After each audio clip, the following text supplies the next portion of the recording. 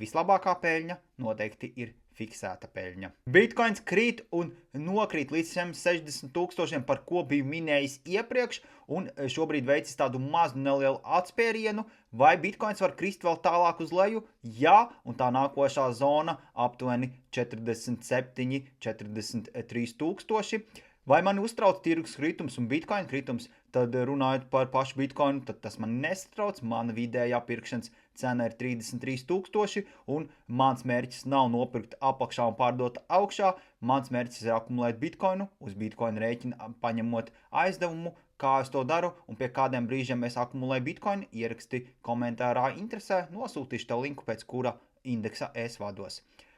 Kāpēc cilvēki bļaustās, ārdās un krīt panikā pie tirgus kritumiem? Tāpēc, ka cilvēkiem ir viena liela problēma. Viņi nefiksē peļņu. Viņi zaudē naudu nevis tāpēc, ka tirgus krīt vai tirgus kāpj, bet tāpēc, ka viņi nefiksē peļņu. Tad, kad tirgus ir augšā, tev ir kaut kāda peļņa, tu domā to, ka es vēl pagaidīšu, nopelnīšu vairāk, ieslēdzās tava alkatība. Tad, kad tirgus nokrīt, tad atkal seko tas, ka pagaidīšu, lai tirgus uzkāp atpakaļ, tad arī iziešu no tirgus ārā. Bet tirgus turpina krist, tevi pārņem panika un tu sāc visu pārdot ar mīnuszīmi.